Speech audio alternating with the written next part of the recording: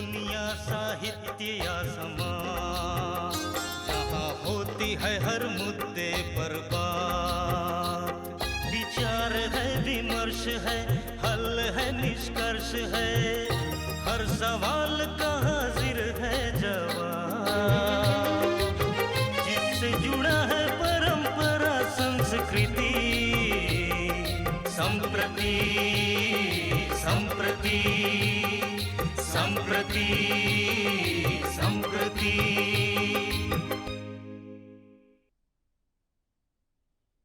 नमस्कार, मैं हूं रवि प्रकाश और यह कार्यक्रम है संप्रति।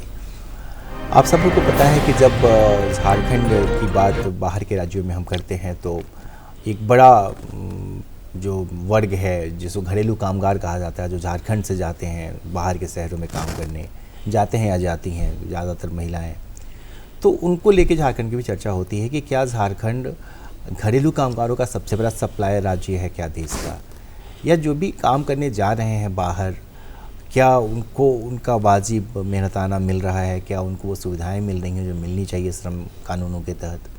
तो ये सारी बातें हमेशा झारखंड को लेकर चर्चा में रही हैं। अब क्योंकि लोकसभा के चुनाव भी होने हैं और ये सारी बातें दोबारा लोग रिकॉल कर रहे हैं कि इस पर एक बार बात की जाए कि सरकार किस तरीके से सपोर्ट कर रही है, स्वयंसेवी संस्थाएं किस तरीके से काम करती हैं, कामगारों के क्या अधिकार हैं, मसलन इससे जुड़ी तमाम बातें। तो आज के कार्यक्रम में हम इन्हीं विषयों पर बात करना चाहते हैं कि झारखंड में जो घरेलू कामगार हैं उनकी क्या स्थिति है, उनकी स्थिति में कैसे बदलाव लाया जा सकता है, क्या सुविधाएं सरकार से उनको मिलती हैं और क्या होना चाहिए, इन सब चीज़ों पर बात करने के लिए दो खास लोगों को हमने बुलाया है। हम स्वागत करते हैं प्रदीप कुमार सिंह जी का, जो दैनिक जागरण अखबार के ब्यूरो चीफ हैं, और संजय कुमार मिश्र जी का, जो देश के जाने माने बाल अधिकार कार्यकर्ता हैं, बाल संरक्षण आयोग में रहे हैं, नीति आयोग के सलाहकार रहे हैं और लंबा काम बाल अधिकारों को लेकर किया और कामगारों के लिए किया है। आप दोनों ही लोग का स्वागत है हमारे। Thank you.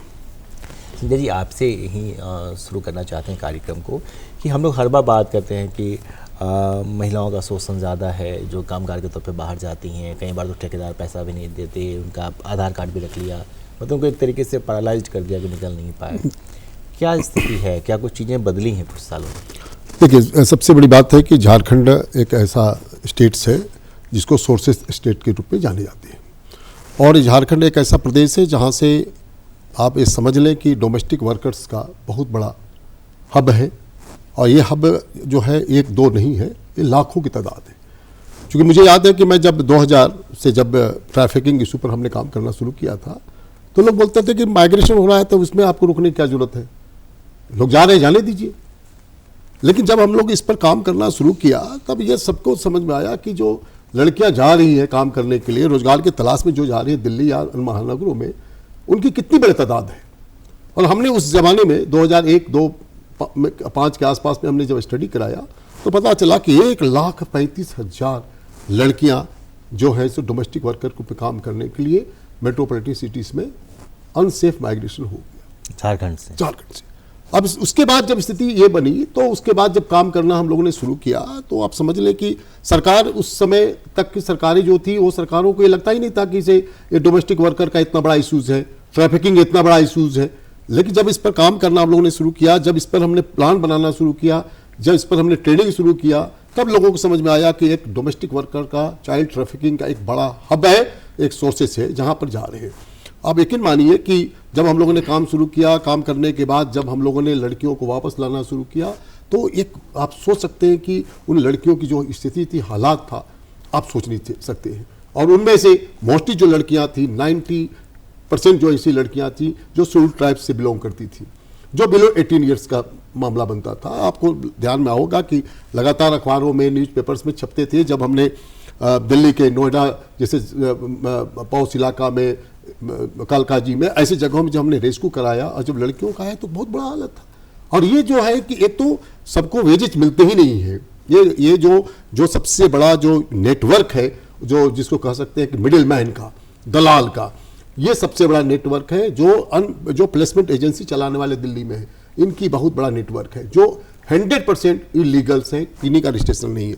दुर्भाग्य है कि ऐसे जो नेटवर्क चलाने वाले लोग हैं उनका नाम भी इसी तरह है, Birsa placement agency, Singidai placement agency, Omkar placement agency, इस प्रकार के प्लेसमेंट एजेंसी चलाकर एक लड़कियां 5 बार बिक्री की जाती हैं। एक घर से दूसरा घर, तीसरा घर, चौथा घर, 5 घरों में जाते हैं और 5,000 से शुरू होता है उनका बिक्री होना और 25 से लेकर 35,000 तक बिक्री होता है। गाय और बैल से कम कीमती में लड़कियां बेची जाती हैं। ये डोमेस्टिक वर्कर्स की हालात है देश में। और ये स्थिति आज के समय देखें तो आज झारखंड जो है, आज पूरे देश में आप बात करें तो सबका यही है कि झारखंड से 2 लड़की आ जाती मेरे घर में काम करने के लिए, क्योंकि ये लड़कियों के बार्गेनिंग लेवल नहीं है, पैसे नहीं मिलते हैं, बार्गेनिंग भी नहीं कर सकते इनके। और ले जाने वाले इनके सो कॉल्ड इनके नियरेस्ट एंड डियरेस्ट फैमिली होते हैं। इनके ले जाने वाले कोई बाहर के अमेरिका और लंदन से नहीं आता है, इनके नियरेस्ट डियरेस्ट फैमिली होते हैं जो इन्हें बहला के फुसला कर चलो तुमको वहां पर एक अच्छा ट्रेनिंग दिलवा देंगे, अच्छा ब्यूटिशियन का दे देंगे, अच्छा सा रोजगार दिलवा देंगे, इस प्रकार का। अभी रिसेंटली कल की घटना मैं बताता हूँ, रांची रेलवे स्टेशन पे आरपीएफ ने 5 लड़कियों को रेस्क्यू किया, जो सुनीता नाम की गुमला की दलाल थी वो लेके जा रही थी, कल ही हमने रेस्क्यू करवाया। और इसी प्रकार की चीजें रुक नहीं रही है। जरूरत है ऐसी लड़कियों के लिए, जब तक रोजगार का, अनएम्प्लॉयमेंट सबसे बड़ा कारण है, और एम्प्लॉयमेंट को जब तक हम पूरा नहीं करेंगे तब तक ये लड़कियां को डोमेस्टिक वर्कर्स में, और 18 साल से कम उम्र लड़कियों की डिमांड है, और डिमांड के अनुरूप में इनकी सप्लाई का चैन स्ट्रॉन्ग है। तो जब तक डिमांड रहेगा तब तक सप्लाई का चैन चलता रहेगा, और ये सबसे बड़ा कारण है। और आज के इशू अगर आप देखें तो मुझे लगता है कि जो लड़कियां वापस आती हैं उन लड़कियों को, जब हम लोग ने हजारों की संख्या में लड़कियों को लाया, अभी कोरोना के पीरियड में 507 लड़कियों को हमने वापस लाया। कोरोना चल रहा था, यहाँ से लड़कियां जा रही हैं रोजगार की तलाश में, और वो लड़कियों को लाया गया। और लाने के बाद उन लड़कियों से बातचीत किया तो हालत ये थी कि लड़कियों को पैसे तो नहीं, कपड़े नहीं, एक पॉलीथीन छोटा सा साथ में लेके आते हैं, जिनकी स्थिति बहुत खराब है। प्रदीप जी, अब तो क्योंकि चुनाव का मौसम है, जब भी चुनाव होता है तो हम लोग ये समझते हैं कि जनता के मुद्दों को लेकर पार्टियां आएंगी और सरकारें भी योजनाएं जनता को लेकर ही बनाती हैं और उनका फ़ायदा भी जनता को होता ही है। कहाँ पे सरकारें कहाँ पीछे छूट जाती हैं जिसकी वजह से ये जो रैकेट है ये रुक नहीं पाता है दलालों का? देखिए, ये इसमें जो असंगठित क्षेत्र का जो ये पूरा काम है, खास करके ये कामगारों का, तो इसमें सरकारी स्तर पर जितना प्रयास होना चाहिए, मुझे लगता है वो प्रयास सिर्फ रस्मी तौर पर होता है। जैसा कि संजय जी बता रहे थे कि अगर कभी कोई कार्रवाई हुई, लड़कियों को रेस्क्यू किया गया या लड़कों को भी रेस्क्यू किया गया, वो अंडर एज के होते हैं, उनके साथ शारीरिक अत्याचार होता है, उनके साथ आर्थिक अपराध भी होता है, उनको जो तय पैसे होते हैं वो नहीं दिए जाते। ये एक तरीके से कहें तो उनका बड़े पैमाने पर जो है वो चौतरफा एक्सप्लॉइटेशन के वो शिकार होते हैं। तो कहीं ना कहीं से एक जो है वो हमें एक एसओपी बनाना चाहिए सरकार के स्तर से, एक प्रोसीड्यूर बने जो राज्य से जो बाहर जो एक तो लोग जो जाना चाहते हैं वो सही तरीके से जाएं, सुरक्षित तरीके से जाएं, और सही मैन पावर एजेंसीज हैं उनके थ्रू जाएं, और ये जाएं ही नहीं, इनकी व्यवस्था करनी चाहिए। और जिस प्रकार से छोटे स्तर पर जो प्रयास शुरू हुए हैं गवर्नमेंट की तरफ से कि इनको रेस्क्यू करके हम लाएं, और यहाँ रेस्क्यू के बाद जो अगला प्रोसेस होता है कि उनको रिहैबिलिटेट करें, उनके पुनर्वास की व्यवस्था करें, उनको तो ज़रूरत है, वो उनके परिवार इतने सक्षम नहीं है कि उनका जीवन जो है वो चल पाएगा, तो उनको कहीं ना कहीं से एक नियत आमदनी की आवश्यकता है। वो नियत आमदनी अगर वो असुरक्षित तरीके से कमाते हैं, वो दूसरी जगह से आप छुड़ा करके लाएंगे, वो फिर से वो दलालों के, बिचौलियों के चंगुल में फंस जाएंगे। इसका अस्थाई निदान है कि उनको लाया जाए, उनको रिहैबिलिटेट किया जाए, कोई ना कोई कौशल विकास के कार्यक्रम से जोड़ करके, हुनर विकास के कार्यक्रम से जोड़ करके, और इस तरीके के प्रयास हुए हैं साउथ में, कई आपको कॉटन इंडस्ट्री में, अपैरल की इंडस्ट्री में ऐसी बच्चियों को समायोजित किया गया है। तो ये प्रयास है, ये प्रयास बड़े पैमाने पर होना चाहिए। और जैसा बता रहे हैं संजय जी की 1,35,000, और ख़ास करके कोरोना के समय में हम लोगों ने देखा है कि ये तो आप घरेलू कामगारों की बात करें, बड़े पैमाने पे हमारे हैंड्स जो हैं वो देश के अन्य राज्यों में ही नहीं दूसरे देशों में भी जाते हैं, और वो वहाँ जब फंसते हैं तो हम लोगों के ध्यान में ये आता है। तो अनसेफ जो एक माइग्रेशन हो रहा है, टूरिस्ट वीज़ा के नाम पे हो रहा है, वर्किंग वीज़ा के नाम पे हो रहा है, एकदम जा कर के वो वहाँ फंस जाते हैं, वो दाने दाने को वो मोहताज हो जाते हैं। तो ऐसी परिस्थिति है, तो संवेदनशीलता दिखाते हुए कम से कम सरकारों को राज्य में कंट्रोल रूम एक ऐसा स्थापित करना चाहिए कि एक तो जो अंडर एज हैं वो उनका माइग्रेशन पूरी तरह से रुकें, स्थानीय स्तर पर जो है वो, और बाल मित्र थाने बनाए गए हैं, तो इन सबों का जो है वो आउटपुट सामने आना चाहिए। अगर किसी प्रकार से कोई बिचौलिया है, दलाल है, मिडिल मैन है, उनकी गतिविधियों पे नियंत्रण आप रखें, उनकी गतिविधियों की निगरानी रखें। वो अगर किसी को लेकर के जाते हैं तो जिस प्रकार से रांची रेलवे स्टेशन पे आरपीएफ ने रेस्क्यू किया, लगातार ऐसे प्रयास जो हैं वो चलते रहते हैं। श्रम विभाग भी, उसने भी अपने कंट्रोल रूम बना रखे हैं। तो अब सरकार के स्तर से जो ये प्रयास हो सकता है, तो रिहैबिलिटेशन का जो इशू है वो उनको करना होगा। दूसरा कि लोगों के बीच में संवेदनशीलता भी जो है वो भी काफ़ी आवश्यक है कि जिस प्रकार से शहरीकरण हो रहा है, और सबसे ज़्यादा नाम जो है वो इसमें दिल्ली का आता है। तो अब दिल्ली के आसपास देखिए कि जिस तरीके का शहरीकरण हो रहा है, लोगों पे प्रभाव जो है वो शहरीकरण का बढ़ रहा है, और सस्ता श्रम चाहिए लोगों को, वो सस्ता श्रम के चक्कर में लोग यहाँ से ले जाते हैं। और जो उनके मिडिल मैन हैं, आप उनके लाइफ स्टाइल को देखें तो इनके दम पर उनका लाइफ स्टाइल जो है वो राजाओं की तरह रहते हैं। ऐसे कई लोग अभी सलाखों के पीछे हैं, उनके खिलाफ एक्शंस चल रहे हैं। तो ये कम से कम मुझे लगता है कि ये सरकारी प्रयासों का ही परिणाम है कि लोग अब इन चीज़ों को लेकर के जागरूक हुए हैं, लेकिन और भी ज़्यादा जो है वो सेंसिटाइज होने की ज़रूरत है, चूँकि ये कहीं ना कहीं से अमानवीयता का भी मामला आता है। अभी मुझे लगता है कि कुछ एक वर्ष पहले एक आईएएस अधिकारी की पत्नी है, उनके यहाँ से एक बालिका जो है वो उसको बरामद किया गया था, और देख करके आप रोंगटे खड़े हो जाते हैं कि किस प्रकार से लोग अत्याचार करते हैं। कामगारों पे जो अत्याचार है वो कई प्रकार का अत्याचार है। इसके लिए सरकार को एक कड़ा कानून बनाने के साथ साथ एक प्राविधान भी बनाना चाहिए। एक अलग से सेल बनाएं, कंट्रोल रूम बनाएं, अधिकारियों की नियुक्ति करें, और जो भी हो वो न्यायोचित तरीके से हो। जिस प्रकार से बीआरओ के साथ में एग्रीमेंट साइन हुआ, अन्य कई राज्यों के साथ में एग्रीमेंट साइन हुआ कि हमारे अगर लेबर्स आपके यहाँ आएंगे तो आपको किस प्रकार की सुविधा देनी होगी। चूँकि ये जो लेबर जाते हैं ये कहीं ना कहीं से ये देश के काम में लगते हैं, ये राज्य की जो है वो का जो है वो सकल घरेलू उत्पाद जो है वो उसको बनाने में सहायता करते। तो ये नेशन बिल्डर्स के नाते इनको देखा जाना चाहिए। तो इनके लिए सुरक्षित तरीके से पूरा उनका रहवास हो, इनको सही तरीके से जो वेतन है, न्यूनतम वेतन है वो वेतन मिले, इनके कुशलता के आधार पे वेतन मिले, ये तय करना तो सरकार का काम हो सकता है। और जब आपने सही कहा कि अभी इलेक्शन का समय है तो ये एजेंडा होना चाहिए जी, खास करके कि हम जो है वो अपने राज्य से, झारखंड में चूँकि ये बड़ी समस्या है, पलायन की समस्या है, तो इसको ध्यान में रखते हुए ये एक इशू लोगों के बीच में जाना चाहिए, और इस पे लोगों को अपना मत स्पष्ट करना चाहिए कि वो किस प्रकार से जो है वो इनकी सहायता करेंगे। जी अच्छा, आप प्रदीप जी पुनर्वास की बात करते थे, पहले भी कार्यक्रमों में हम लोगों ने पुनर्वास पे बात की है। कुछ अच्छे उदाहरण अपने पास में, खूंटी वाला या सब कुछ पुनर्वास के जो कार्यक्रम चलते हैं, तो जिन लड़कियों का पुनर्वास है, जिन लड़कों का पुनर्वास होता है, वो कितनी तक सस्टेन करता है, मतलब ओवरऑल जो पुनर्वास की स्थिति है उससे कितने संतुष्ट? देखिए, सबसे बड़ी बात है कि देखिए दो चीज़ें हैं जो अभी प्रदीप जी ने कहा। एक तो है कि सरकार के जो प्रयास है वो प्रयास तक सीमित हो पाती है। अब देखिए 2015-16 में सरकार ने एक प्लेसमेंट बिल लाया था, वो बिल विधानसभा में पास भी हो गया, माननीय राज्यपाल के पास गया, आज तक वो बिल पास नहीं हुआ। उस बिल का बहुत बड़ा महत्व, मैंने उस पर बहुत काम किया, और वो बिल बन जाने से देश में दो ऐसे राज्य हैं, एक छत्तीसगढ़ सबसे पहला राज्य है जहाँ प्लेसमेंट बिल लाया था, उसका झारखंड ने इसको अडॉप्ट किया था, और हम लोगों ने मेहनत करके उस बिल को लाया था।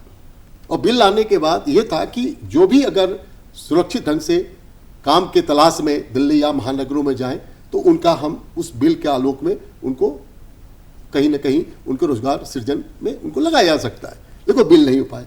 दूसरा, आज जब सरकार इतनी सेंसिटिव रूप में इन बच्चों के बारे में सोचती है, मैं कह रहा हूँ 18 साल से कम उम्र की बात कर रहा हूँ, जितने भी प्रयास हो रहे हैं ये 18 साल के ऊपर की बात हो रहे हैं। जा कौन रहे? 18 साल से कम उम्र की लड़कियां।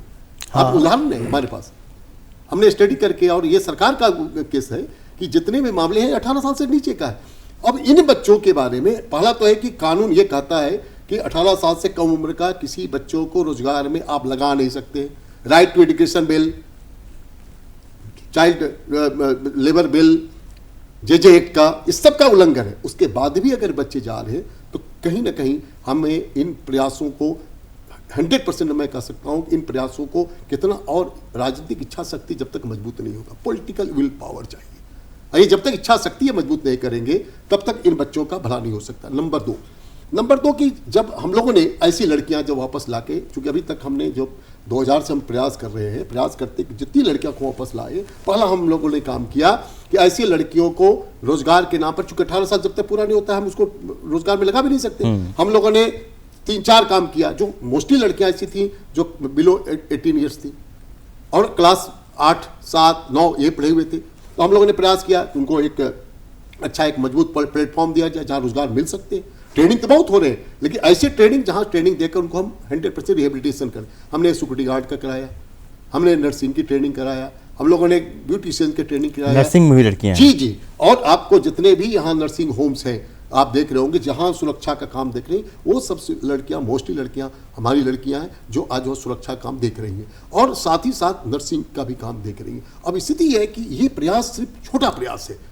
सरकार जब इन बच्चों के लिए प्रॉपर ढंग से प्लान ऑफ एक्शन, हमको याद है कि 2012 में हम लोगों ने प्लान ऑफ एक्शन बना के दिया स्टेट का, लेकिन आज तक प्लान ऑफ एक्शन पर सरकार ने अमल नहीं किया। जब तक सरकार में चीज़ों को बच्चों के जो सबसे महत्वपूर्ण बात है कि अगर माइग्रेशन हो रहा है, अनसेफ माइग्रेशन चल रहे हैं, इन बच्चों के लिए हम प्रॉपर ढंग से रिहेबिलिटेशन के लिए स्ट्रेटजी का बनाए। 507 जो लड़कियां वापस आई कोरोना काल में, आप सोच लीजिए ये लड़कियां ट्रैफिकिंग होना की पूरी संभावना हो भी गए होंगे, कहीं गए होंगे। लेकिन इन बच्चों को अगर प्रॉपर ढंग से रिहेबिलिटेशन के लिए हम स्ट्रेटजी बना सकते हैं, मुझे लगता है इसमें सिर्फ सरकार को दोष देने से नहीं होगा, समाज भी उतना ही जिम्मेदार है। हाँ भाई, जब मामा मौसी चाचा ले जा रहे हैं, आप देखिए चाहे पन्ना लाल का गिरोह हो, चाहे बाबा बामदेव की मामला हो, सुनीता जैसे हजारों ऐसी प्लेसमेंट चलाने वाली एजेंसियां के लोग थे आज सलाखों के अंदर में। लेकिन सवाल है कि अब तीसरे लोग पैदा हो रहे हैं जो कहीं ना कहीं इन लोगों को, अब ट्रेनें से नहीं जा रहे हैं, अब जा रहे हैं तो भाई यहाँ से रोड जाते हैं कहाँ, तो चले जाते हैं राउरकेला, कहाँ तो चले जाते हैं पटना, ऐसी जगह से लोग दलाल लेके जा रहे हैं। कहीं ना कहीं मुझे लगता है कि सरकार को इन मुद्दों को लेकर, अभी जो आपने कहा ना पॉलिटिकल विल पावर, तो कहीं ना कहीं अभी हम लोग ने वोटर अवेयरनेस कैंपेन चला रहे, भाई ऐसे ही लोगों को चुनो आप जो कहीं ना कहीं बच्चों के हित में सोचे। और ये जब तक प्रयास नहीं होंगे तब तक हम इन प्रकार के बच्चों के अधिकार और संरक्षण देने में मजबूती के साथ आगे नहीं बढ़ सकते। अच्छा सर, ये बताइए, जैसे जो आदिवासियों की बात होती है, जब भी हम लोग आदिवासी अधिकारों की बात करते हैं तो होता है कि ठीक है स्थानीय नीति हो, 50 तरह की बातें हैं, भाषा की बात है, ये सारा उनके स्वाभिमान से जुड़ा हुआ मामला है। लेकिन एक सच ये भी है कि रोज़गार चाहिए, जो आप कह रहे थे ये भी कह रहे हैं, हम भी मानते हैं घूमते हुए झारखंड को कि रोज़गार चाहिए। और ठीक है, वो अगर 5वीं पास भी नहीं है, चतुर्थवर्गीय नौकरी के लिए भी नहीं है एलिजिबल, तो कहीं ना कहीं तो रोटी तो खाएगा ना, भूख तो उसको लगेगी। तो ये दशा क्यों है? आदिवासियों के वेलफेयर के लिए बने राज्य में आदिवासी समूहों की ये दुर्दशा की वजह क्या है? इसका जवाब जो है वो थोड़ा छोटा जवाब जो है वो पहले भी आ चुका है। जैसे कि आपने कहा कि पॉलिटिकल विल नहीं है और सारी चीज़ें जो हैं वो सिर्फ राजनीति के लिए हो रही हैं। लेकिन ये देखना होगा कि राजनीति करने वाले जिनके बिना पे राजनीति करते हैं वो उनके हित के लिए कितना काम करते हैं, कितनी योजनाएं लाते हैं। और भावनात्मक मुद्दों पर तो राजनीति चलती ही है। ज़मीनी जो मुद्दे हैं झारखंड से रिलेटेड, जो ये ज़मीनी मुद्दे हैं और ट्राइबल से रिलेटेड कई सारे मुद्दों पे आपने बातचीत की, जहाँ की लोकल डोमिसाइल पॉलिसी की बातचीत हुई, उनके भाषा की बातचीत होती है, रहन सहन संस्कृति की बातचीत होती है। लेकिन ये रहन सहन और संस्कृति तो तभी बचेगा जब आदिवासी यहाँ बचेंगे। वो अगर अलग अलग राज्यों में पलायन कर जाएंगे और बड़ी तादाद में लोग जो है वो विभिन्न कारणों से जो दूसरे राज्यों में जाते हैं वो बस वहीं के होकर के रह जाते हैं। और आप देखेंगे कि इसी वजह से अंडमान निकोबार तक जो है, अंडमान में, असम में ढेर सारे जगहों पे यहाँ के लोग हैं। तो ये एक चैलेंज है और ये सोचना जो है वो ये कहीं ना कहीं से समाज को तो सोचना ही पड़ेगा। लेकिन चूंकि समाज बहुत हद तक हमारे यहाँ निर्भर जो है वो राजनीतिक नेतृत्व पर होता है, उनकी योजनाओं पे होता है, तो एक कम से कम एक ठोस प्लानिंग तो जो है वो बनानी ही पड़ेगी। और उन लोगों को ज़्यादा बनानी पड़ेगी जो इनकी बातें करते हैं, जो इनके हित का संरक्षक होने का दावा करते हैं। उन दलों को सामने आकर के देखना होगा कि सिर्फ भावनात्मक बातों से अगर इन मुद्दों का निदान हो जाता है, जो संभव नहीं है, तो इन बातों पे ये जो ठोस जो चीज़ें हैं कि इनके रोजगार की व्यवस्था की जाए। और रोजगार की व्यवस्था करने के साथ साथ जो है वो रोजगार प्रथम है, और दूसरा क्या है कि काम करने के साथ साथ इनके शिक्षा की भी व्यवस्था की जाए। शिक्षा अगर बेहतर तरीके से होगा तो 18 वर्ष के बाद जो है वो बेहतर तरीके से उनका प्लेसमेंट हो पाएगा, वो अलग हट के काम कर सकेंगे। जिस प्रकार से प्रशिक्षण दे करके नर्सेज बन रही हैं, वो सिक्योरिटी गार्ड की ट्रेनिंग कर रही हैं, तो ये सिलसिला जो है वो थम अगर जाएगा और उनकी प्रतिभा को पहचान करके अगर काम होगा तो आप देखें कि सिमडेगा की लड़कियां जो हैं वो हॉकी में शानदार खेल रही हैं। अगर उनको न्यूट्रिशन मिले, ऐसा नहीं है कि उन लड़कियों को, चूँकि वो उनके माता पिता इतने गरीब होते हैं कि सक्षम नहीं होते कि उनका लालन पालन वो कर सके। कोई भी अपने जिगर के टुकड़े को, चाहे वो जानवर ही क्यों ना हो, वो छोड़ना नहीं चाहता, वो जो है वो झपट पड़ता है। तो ये तो मनुष्य का बच्चा है, तो लेकिन किसी न किसी मजबूरी में, और वो आर्थिक मजबूरी में जो है वो छोड़ देता है वो अपने बच्चों को। बच्चे भी चले जाते हैं, उनकी मजबूरी होती है, किसी को अपने वृद्ध माता पिता की देखभाल करनी है, किसी को अपने भाइयों को पालना है, ये आर्थिक मजबूरी है। यही पलायन का सबसे बड़ा कारण है।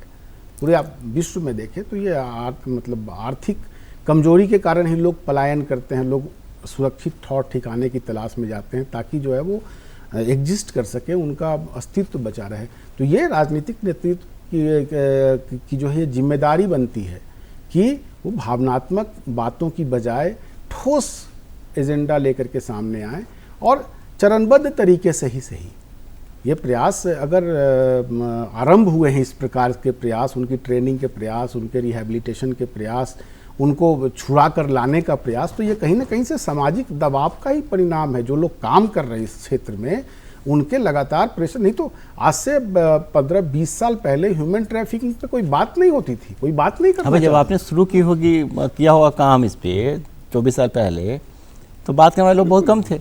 मुझे याद है कि जब झारखंड की सरकार बनी थी, ऑनरेबल डीजीपी थे टीपी सिन्हा साहब, जब मैं उनके पास गया और जब मैंने कहा कि ट्रैफिकिंग इशूज को लेकर पुलिस को हमको ट्रेनिंग कराना है, संजय जी क्या पता ट्रैफिकिंग कहाँ से आ गया? अब तक तो आप आज तक बात करते थे चाइल्ड लेबर का, अब तक बात करते थे HIV एड्स का, भी ट्रैफिकिंग कहाँ से मुद्दा आ गया?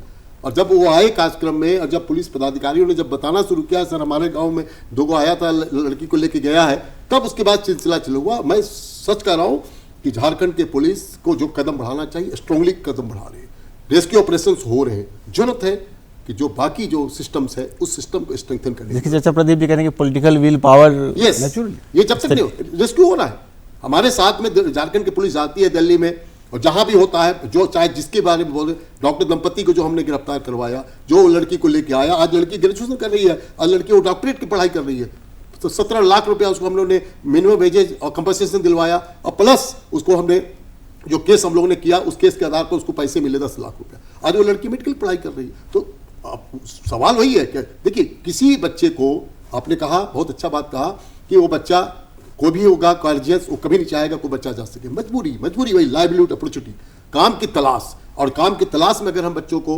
बेहतर से बेहतर हम रिहेबिलिटेशन का स्ट्रेटजी बनाते हैं तो 100% के बच्चे हमारे होनहार बच्चे हैं। और आज देखिए कस्तूरबा गांधी बालिका विद्यालय में हजारों लड़कियों को हम लोगों ने एडमिशन कराया, आज लड़कियां 12th ग्रेजुएशन कर रही हैं। तो अवसर की तलाश है, अवसर मिलेंगे तो 100% बच्चे हमारे प्रतिभावान हैं, चाहे वो सिमडेगा की, चाहे हॉकी की मामला हो, चाहे फुटबॉल का। देखिए फुटबॉल का भी लड़की ने बाजी मार लिया। तो कहीं ना कहीं ये अवसर है और उसी अवसर की तलाश हम सबको करना चाहिए। और मुझे लगता है कि सरकार को अगर बेहतर से बेहतर प्रयास करे तो निश्चित रूप से हम बच्चों को, खासकर लड़कियों को, कहना चाह रहे हैं। मेरी तो सेना के एक अधिकारी से बात हो रही थी, वो यहाँ रिक्रूट करने के लिए आए थे और उन्होंने अपने मन की बात जो की, वो यहाँ से बिलोंग भी नहीं करते थे, वो असम से बिलोंग करते थे। उन्होंने कहा कि जो स्टैमिना झारखंड के बच्चे बच्चियों में है वो अद्भुत है। उनका ये कहना था कि अद्भुत स्टैमिना है और बहुत यूज़ किया जा सकता है। वो शारीरिक क्षमता की बात कर रहे थे।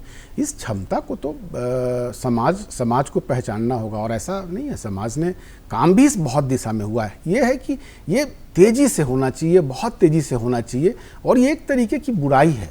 इस बुराई को पूरी तरह से समाप्त करने के सिवाय और कोई विकल्प नहीं है कि आप जो है वो मतलब इसको ढोएं। ये ठीक उसी प्रकार की बुराई है जो परंपरागत कई बुराइयाँ, हाँ, ये रूढ़िवादी परंपरा। तो उस तरीके से जो है वो मानव के साथ मानव की तरह व्यवहार होना चाहिए। और ये इस प्रकार का जो ट्रैफिकिंग है, ट्रैफिकिंग जो है वो पूरी तरह से रुकना चाहिए। शासन प्रशासन की कड़ाई, समाज का जो है वो कड़ी निगहबानी समाज की, और जो लोग इस क्षेत्र में काम कर रहे हैं उनको भी समर्थन सपोर्ट, उनको संस्थागत सपोर्ट यही मिले। बात हम ये भी होना चाहिए। जानना चाहते हैं आपसे इसी का विस्तार कि जो स्वयंसेवी संस्थाएं काम कर रही हैं, आप जैसे जो लोग काम कर रहे हैं सोशल एक्टिविस्ट इस क्षेत्र में, उनकी बातों को सरकार कितना सुनती है गंभीरता से और कितना काम, ठीक है हम जानते हैं कि 100% ट्रांसलेशन नहीं होगा, लेकिन कितना प्रतिशत हो पाता है, कितने सेटिस्फाइड आप लोग रहते हैं उससे? ये सबसे बड़ी बात है कि सुनवाना पड़ता है। सुनने के तैयार तो होते नहीं है, सुनाना पड़ता है। मान लिया चाहे आप देखिए, मुझे याद है कि अपने ये हेमंत सोरेन जी मुख्यमंत्री थे, 507 लड़कियों को फर्स्ट टाइम हम लोगों ने एयर लिफ्टिंग कराकर उन बच्चों को लेके आया था कोरोना काल में, और लाने के बाद हमने ये कहा कि ये स्थिति है, आप देखिए अब इस स्थिति के आधार पर ये बुलवाना और करवाना। और ये लेकिन सबसे बड़ी बात है कि सरकार अगर इस चीज़ों को एसओपी बना ले, एसओपी के माध्यम से चीज़ें करें तो अपने आप चल पड़ेगा। जब तक इंस्टीट्यूशनल हम सिस्टम को स्ट्रेंथन नहीं करेंगे तब तक चीज़ें नहीं खड़ी हो सकती है। कब तक एनजीओ रहेगा, कब तक संस्थाएं काम करेंगी? कहीं ना कहीं ये सरकार को वेलफेयर स्टेट के रूप में हम जानते हैं, तो कहीं ना कहीं सरकार को इस मुद्दे को लेकर 100% कारगर कदम उठाना चाहिए। आज 24 साल हो गए इस राज्य का। आप देख लीजिए कि ये लड़कियां, कोई ऐसा नहीं कि झारखंड की मामला है, ये सभी राज्यों का है, लेकिन छत्तीसगढ़ में बगल में, मैं छत्तीसगढ़ में रायपुर दंतेवाड़ा भी गया, वहां भी स्थिति ट्रैफिकिंग का, लेकिन वहां के लोगों ने कहीं ना कहीं एसओपी बनाकर उन बच्चों को रिहेबिलिटेशन का और वो बिल भी लेके आए, वो बिल भी लेके आए। तो हमें जरूरत है कि सरकार समर्थन करे न करे, लेकिन सरकार बच्चों के हित में बेहतर से बेहतर सोचे। ठीक है, अब 2 मिनट है, 1 मिनट आपके लिए, 1 मिनट प्रदीप जी के लिए, क्या आखिरी बात आप कहना चाहते हैं? चुनाव का समय है, सभी राजनीतिक दलों से अनुरोध है, चुने उन्हें जो बचपन बचाए। ये संदेश को लेके हुए हम सबको आगे काम को करना चाहिए। प्रदीप जी, समाज इन मुद्दों को लेकर के संवेदनशील बने। आसपास अगर आपको इस प्रकार से दिखता है, इस प्रकार की कोई कार्रवाई हो रही है, तत्काल आप प्रशासन को सूचित करें।